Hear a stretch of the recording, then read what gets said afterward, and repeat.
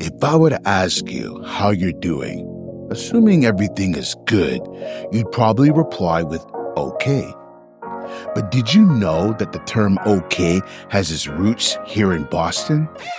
The origin of the term okay is debated, but most sources suggest it started in the Boston area in the late 1830s. It is thought to be an abbreviation for all correct, spelled OLLKORRECT, an apparent misspelling of the word. Linguist Alan Walker Reed first suggested this origin in the 1960s. Do what you will with that information, but Boston, some tourists, myself not included, of course, refer to it as Beantown. I assume this is because back in colonial days, a favorite Boston food was beans slow-baked in molasses. Now, I've eaten in some exceptional restaurants like Grace by Nia, where you can indulge in a carrot cake, chicken, and waffle, all while bobbing your head to some live jazz music. Or that delectable jerk roasted duck over at Comfort Kitchen Boston, whose menu celebrates the flavors of the African diaspora. Both are Black and women-owned, and I can unequivocally say that beans were not on the menu. Listen, Boston has been on my go-to list for quite some time. It has a history: Boston Tea Party, American Revolution, Samuel Adams, Benjamin Franklin, Paul Revere. The streets of the North End look like they were plucked right out of Europe. And the Black history, from Beacon Hill to Roxbury, home to Donna Summer, the queen of disco, is remarkable. But the laundry list of things to come out of Boston will blow your mind. And in this episode, we're going to dive into some of Boston's first, because trust me, Boston is a hell of a lot more than just okay.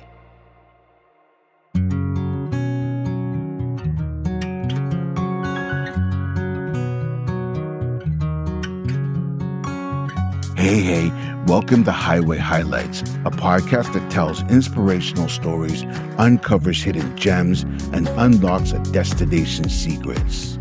My name is Christopher Rudder, a road trip, day trip, and all-around travel expert and content creator in the travel and tourism space.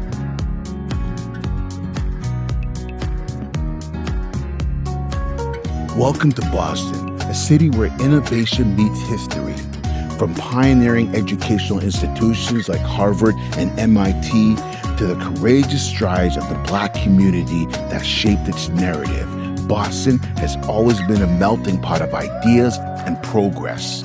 In this episode, we'll explore the first in education, Black history, and innovation that have emerged from this vibrant city, where the spirit of ingenuity has not only transformed education, but also paved the way for social change. Boston is home to some of the most prestigious universities and research institutions on the planet. It's a city where brilliance thrives. Bostonians have undoubtedly valued education for hundreds of years. In 1635, the city opened the first public school in the United States. This was named the Boston Public Latin School and was established to provide free education for the children of Boston's elite. At first, classes were held at the principal's home until the schoolhouse was built and opened in 1645. Some famous alumni include Samuel Adams, no, not the beer, although they do make a great Pilsner. I'm talking about the man, governor of Massachusetts, and, Boston Tea Party organizer. Helen McGill White, the first woman to own a PhD in the U.S., and a man you may have heard of named Benjamin Franklin. Yeah, well, he never graduated, but don't ever let anyone tell you that you can't be anything because you didn't finish school. Visiting Boston, you'll find a statue of Benjamin Franklin in the location of the original school. 4 years later, the Mather School was established as a free public elementary school, starting as a tiny one-room schoolhouse. It first stood in what is now known as Pleasant Street in Dorchester and was the very first school that was paid for by tax dollars. By 1964, the Mather School was reopened in a new location as a full facility for kids in the area. The old schoolhouse is now a firehouse. With younger boys getting an education, the city needed a higher education facility. And what they gave us was none other than Harvard University. Founded in 1636, Harvard is recognized as the oldest institution of higher education in the United States. Originally established by the Massachusetts Bay Colony, it was initially named New College, before being renamed in 1639 in honor of its first benefactor, John Harvard, a young minister who left his library and half of his estate to the institution upon his death. And you also have this underlying theme of this whole area that is Boston and Cambridge and Massachusetts Institute of Technology, MIT, and Kendall Square. The idea of intention. Intention runs through all of this. We always hear about like these innovations that are discovered by accident, or just sort of these eureka moments that come out of the ether. By the way, ether was discovered in Boston. Surgical anesthesia, making that connection. That's Noah Puterman, a tour guide with the Innovation Trail, a tour that tells the stories of significant scientific, technological, and social breakthroughs in Boston over the past 4 centuries. And there was very much a desire in 1861, when all of these machine shops in Boston were seeing a lot of activity, all of these great people are being attracted to the Boston area. There was a desire by William Barton Rogers, who founded Boston Tech, later MIT, to actually provide education for engineers specifically. And of course, Massachusetts is an innovator of education in America for founding its first college, Harvard, in 1636. That's a long time ago. That's an old school. But now you've got Harvard and MIT partnering together in biotech, in medical innovations, cancer treatments. So yeah, at the same time that they're, in a rivalry with each other in a fun way, because they're both on this side of the river from Boston. Obviously, they're both very prestigious schools. They're also working really closely together. I'd be remiss if I didn't mention Facebook, or Meta now. You can love it or hate it, love or hate founder and CEO Mark Zuckerberg, but it has about 900 million users, making it one of the largest social networks. It was founded in 2004 while Mark attended Harvard University, where he released the very early version of the popular social media platform. Zuckerberg might have been born in New York, but the Boston innovation bug clearly bit while he was studying. But it's not just schools that Boston presented to America. In 1848, the Boston Public Library became the first publicly supported municipal library in the United States. It was also the first library that allowed people to take their books and other materials home. Side fact, renowned Bostonian Benjamin Franklin actually had the first library, which he and his friends opened as a subscription membership type thing in 1731. It was called the Library Company of Philadelphia, and although its purpose has shifted, it still exists today.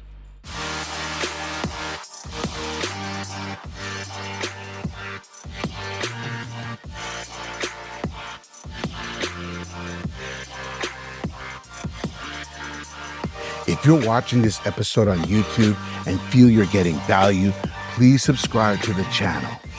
If you're listening to this episode through your favorite podcast player and you like what you hear, please tell a friend.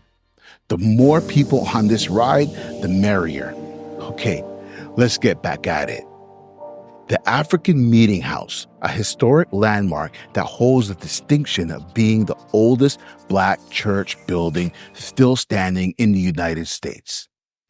Built in 1806 largely by Black artisans, it served as a vital gathering place for Boston's African American community and played a crucial role in the abolitionist movement. The meeting house was founded by the African Baptist Society, and it quickly became a hub for social, political, and religious activities. Not only did it provide a space for worship, but it also hosted important meetings and events related to civil rights and the fight against slavery. Prominent figures, including Frederick Douglass and William Lloyd Garrison, spoke at the meeting house, making it a central location for discussions on freedom and equality. In the early 1800s, the church's basement was used as a school for Boston's African American children. Boston was also home to the first public school for African American children. Abiel Smith School was opened in 1835 at 46 Joyce Street in Boston. Thanks to a generous Bostonian, Abiel Smith, the city was able to construct the school with around $2,000 that Smith left in his will, specifically instructing it to be used to educate Black children. The school was built adjacent to the African Meeting House. Today, the African Meeting House is part of the Museum of African American History and stands as a landmark that is open to the public. I should mention that near Abiel Smith's public school and the African Meeting House is a hidden gem. Holmes Alley was one of the many narrow pathways of mazes that allowed residents to move skillfully and sometimes discreetly through and around the buildings. Especially when bounty hunters, authorized by the Fugitive Slave Law of 1850, posed a threat to the Black community, pathways like these were valuable for avoiding detection or arrest. The 54th Massachusetts Colored Regiment is a remarkable chapter in American history. Formed in 1863, this unit was the first in the Union Army composed entirely of free Black soldiers, marking a pivotal moment in the Civil War. Their formation came at a time when the fight for freedom was not just about the war against the Confederacy, but also a battle for respect and equality. Under the command of Colonel Shaw, the regiment was tasked with various critical missions, and they proved their worth in battle. Their most famous engagement was the assault on Fort Wagner in July 1863, where they fought valiantly against a heavily fortified army.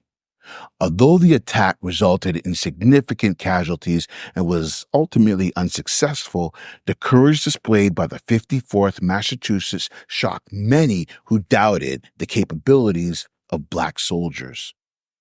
The bravery and determination of the 54th helped shift public perception about African Americans in the military. They inspired thousands of other Black men to enlist, reinforcing the idea that they could and should play a significant role in the fight for their own freedom and the Union's victory. The story of this unit was depicted in the film Glory, starring Matthew Broderick. I mentioned earlier that Helen Miguel White was the first woman to earn a PhD. Well, Rebecca Davis Lee was a groundbreaking figure in American history, known as the first African American woman to earn a medical degree in the United States. She worked as a nurse for about 8 years, and she wanted to go to medical school. That's Michelle, a tour guide with Boston by Foot. And on the Black Voices Writers for a 19th Century Revolution tour, she took us around Beacon Hill, exploring where Black thinkers and writers worked and raised their families, fought for injustice, and wrote. The New England Medical School that she applied to was very nervous about accepting her, as not only was she a woman, there were about 300 women doctors in the country at that time, so a very small number compared to about 56,000 men.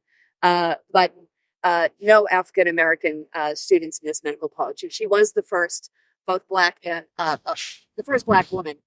Thankfully, Dr. Crumpler graduated in 1864 as the first Black woman doctor. What would this episode be without a great love story? For that, we head over to the Roxbury neighborhood for a Roxbury love story. Standing on Shawmut Avenue, just north of Melnay-Cass Boulevard, a prominent figure in Roxbury is a powerful yet romantically touching mural created by Roxbury native Rob Pro-Black Gibbs and Go 5. On one side, you have Dr. Martin Luther King Jr., and on the other side, you have Coretta Scott King. Dr. Martin Luther King came here in 1951 to study theology at Boston University. Collin Knight is a tour guide with Live Like a Local Tours, a series of walking and chartered tours designed to showcase Boston from the perspective of a passionate local. They lead you on journeys through hidden gems to explore the food, history, and culture of Roxbury, Dorchester, and Jamaica Plain. His father was really good friends with Dr. Hester, who was the pastor of 12 Baptist Church, which was right here in this exact location in the early 1900s. But before that, it was in Beacon Hill, which was largely a Black community at one point. He really wanted to be amongst Black people. He grew up in Atlanta, which is a Black city. And so he wanted to stay in the Black community, which is why he decided to live in the South End. And so he preached right here in this spot here at 12 Baptist. He was an associate pastor for 12 Baptist. And Coretta Scott King was the lead singer in the choir at 12 Baptist as well. She went to the New England Conservatory and studied voice and violin. And how they met was through a receptionist by the name of Mrs. Powell. She actually was the person that Dr. Martin Luther King went to say, hey, who is this beautiful woman? I want to get to know her. And so Mrs. Powell gave the number to him. He called her on the phone and said, hey, I'd love to get to know you. And they had their first date in Roxbury South End. Really quick tidbit. One of the things she said, it was like, oh, he's kind of short, but man, he is really smart and intelligent. But yeah, so this is really an ode to not just Dr. Martin Luther King Jr., but to the love of the two of them, and that he found love here in Roxbury.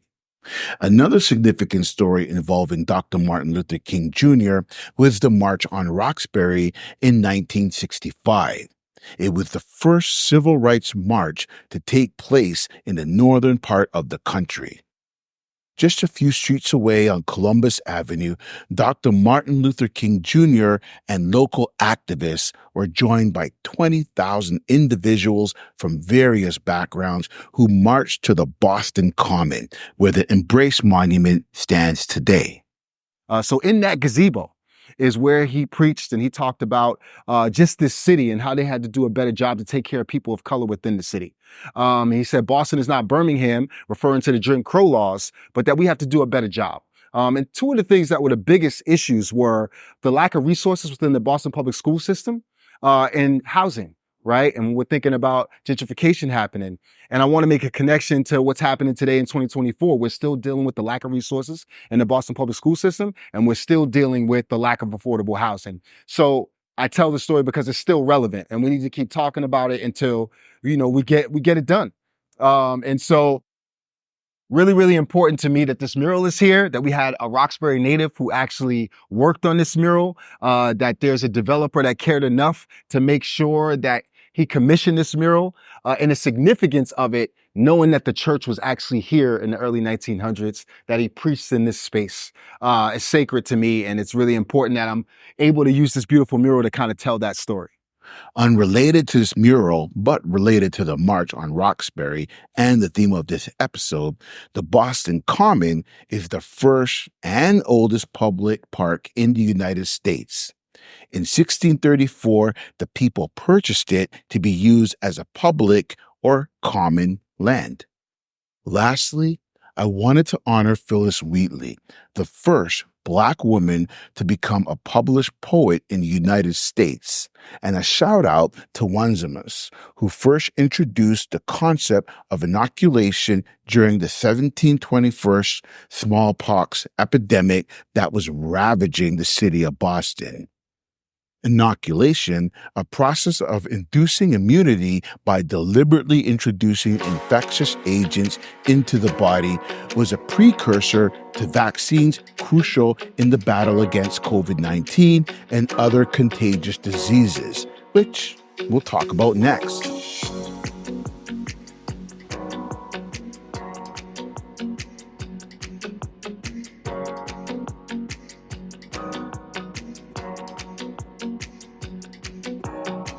Now, we can't talk about Boston without diving into its groundbreaking innovations. This city has always been ahead of its time. A really big first in Boston was the first telephone.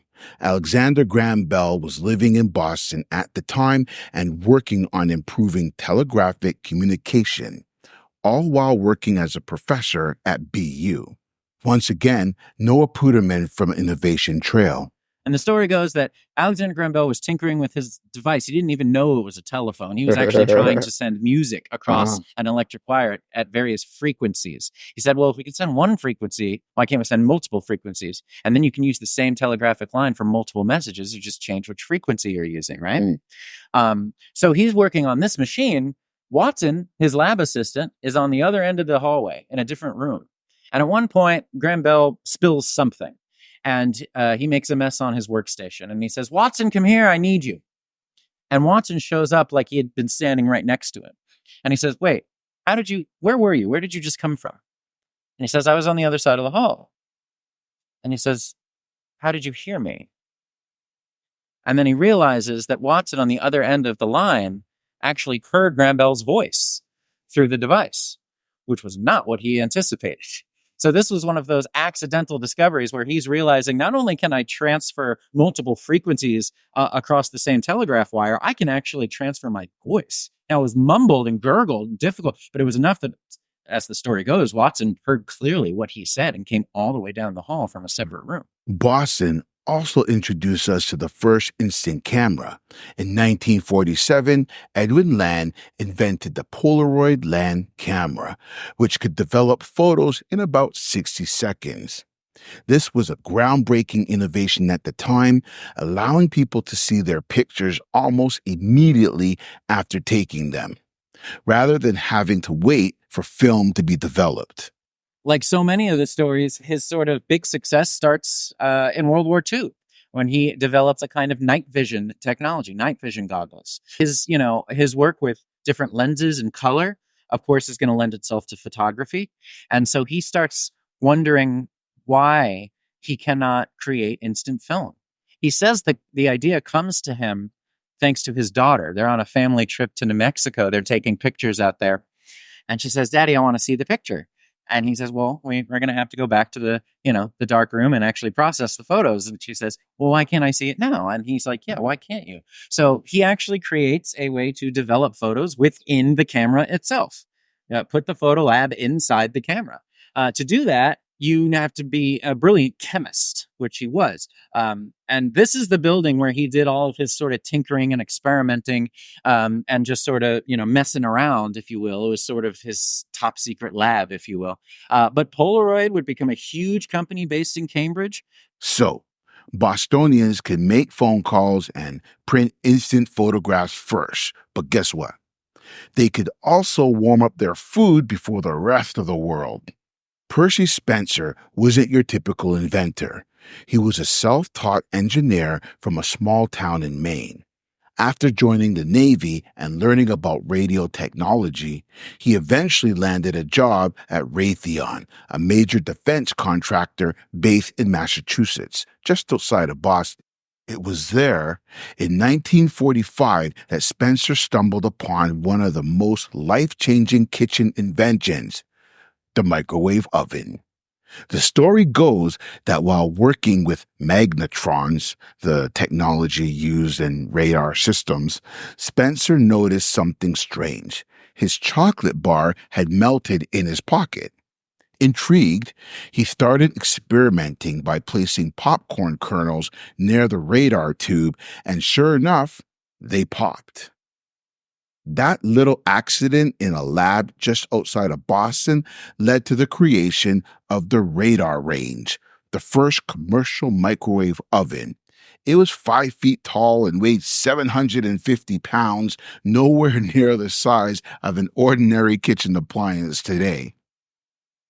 And while the 1600s to the 1900s in Boston were full of new things and inventions, Boston was still leading the way as recently as 2020 during the COVID-19 pandemic and PCR testing. The Broad Institute of MIT and Harvard played a major role with PCR testing.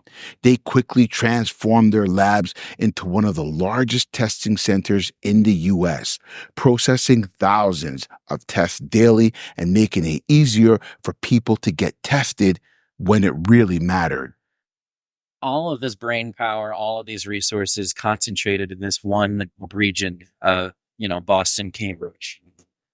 Eli and Edith Broad, they're the ones who give the money to found this institute, Broad Institute. And when they do so, they create one of the most effective institutions at bringing together experts in various fields to be able to research the underlying causes and potential treatments of genetically caused disease and disorder in humans. Now, that's a really broad, no pun intended, research subject. But as we saw in the gallery over here, there's so many different areas of research, everything from cancer to heart disease to psychiatric disorders, rare diseases. And also, when COVID happened, Broad and their affiliates were able to actually create PCR testing and generate more PCR tests than any other single institute or entity in the world. Yeah, I think at one point they were generating over 80% of the world's COVID tests. Yeah, so that's pretty wild. It is. Wow. And that was not something that they anticipated necessarily. But right down the street is a little company that nobody had heard of prior to 2020 that had the mRNA vaccine technology to generate the first successful vaccine to fight COVID. So we can go over there and pay a little visit to Moderna, and it's just around the corner. Katalin Karikó, a Hungarian scientist, is known for her work on mRNA vaccines. Her research helped develop the Moderna and Pfizer-BioNTech vaccines, which were quickly created during the pandemic. These vaccines use mRNA technology and have been shown to have efficacy rates surpassing 90%. Katalin and her colleague Drew Weissman received the 2023 Nobel Prize for their work. Jeez, with a history like that, I can't wait to see what Boston brings us in the coming years. Next time you walk through the streets of Boston or Greater Boston, remember, you're surrounded by the history of world-changing ideas. If you're in the area and want to check out a few of these places with your own eyes, I suggest you book a tour with one or all of the tours mentioned in this episode or one of the many others on offer on the Meet Boston website. Thank you for riding shotgun with me. I really appreciate it, and we'll chat again in the next episode. Cheers.